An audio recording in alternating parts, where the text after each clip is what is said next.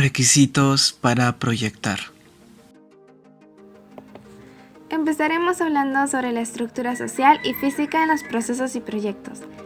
En los espacios exteriores se realizan diversas actividades, como jugar en los parques, ejercitarse al aire libre o simplemente caminar. Estas actividades están relacionadas con la frecuencia de interacción entre los habitantes. Para que las relaciones no solamente sean superficiales, es necesario cumplir algunos requisitos. Por ejemplo, satisfacer las necesidades, considerar también los intereses y los requisitos de la zona. Entonces, podemos decir que antes de proyectar, también se debe considerar la estructura física que vendría a ser el espacio público y la estructura social, que son las actividades y relaciones entre los habitantes y el espacio físico, para que los procesos y el proyecto arquitectónico trabajen en conjunto. Los grados de privacidad, seguridad y transición de espacios son cualidades importantes que deben ser indispensables en el diseño de espacios públicos. Así como en una vivienda, el definir zonas en grados de privacidad es muy importante, de igual manera se hará en los espacios públicos. Aquí tenemos un esquema hecho por Oscar Newman, en donde nos grafica el cómo debe ser la organización de los grados de privacidad. Si nosotros aplicamos este esquema de Newman en un diseño de espacios públicos, los espacios más privados, aquellos que son adyacentes a la vivienda, tendrán por consecuencia la cualidad de seguridad. Eso nos damos cuenta al tener un espacio común y público con las personas que habitan a nuestro alrededor. En este pequeño espacio tendremos responsabilidad colectiva y vigilancia. No habrá inseguridad.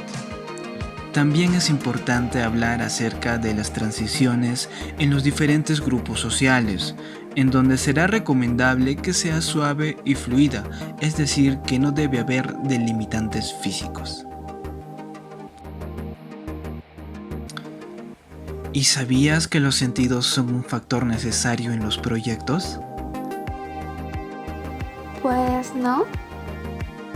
Las familiaridades con los sentidos del ser humano, el modo en el que funcionan y los ámbitos en los que lo hacen es un importante requisito para diseñar y dimensionar. Ahora entiendo, dado que la vista y el oído están relacionados con las actividades sociales exteriores más completas, su funcionamiento se vuelve un factor fundamental del proyecto. Exacto. Edward Hall dice que los receptores de distancia, ojos, oídos y nariz son los más importantes. A distancias aún más cortas, la cantidad de intensidad de información se incrementa porque los demás sentidos pueden empezar entonces a completar el sentido de la vista. La interacción entre la intensidad y la distancia de las impresiones sensoriales se utiliza mucho en la comunicación. Esto implica que es necesario ciertos espacios para conversar. Las distancias se usan para connotar distintas relaciones entre las personas. Edward T. Hall define una serie de distancias sociales: la distancia íntima, la distancia personal, la distancia social y la distancia pública.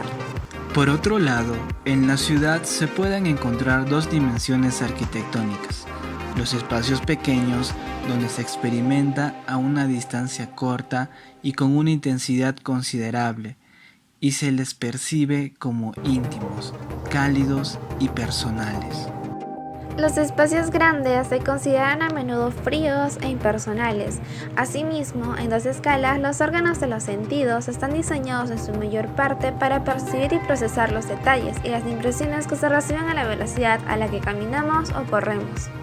En la ciudad del automóvil, las señales y los carteles deben ser muy grandes y llamativos para que se vean. Mientras que en la ciudad del peatón puede funcionar una situación como oportunidad significativa para el contacto y la información.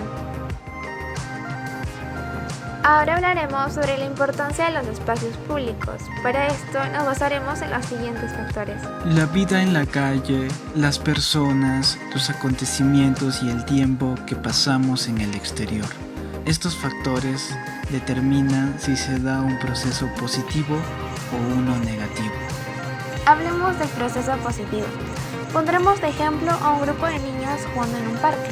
Esta situación genera una tendencia a que otros niños que los están viendo se unan, y así la actividad se agranda. A esto se le denomina un proceso de autorrefuerzo. En un segundo lugar, teníamos un proceso negativo. Pondremos de ejemplo a los mismos niños, pero esta vez estos prefieren quedarse en casa mirando televisión. Por ende, el parque quedaría vacío. Entonces no pasa nada y tampoco pasará nada porque las actividades no pueden estimularse para generar otras actividades.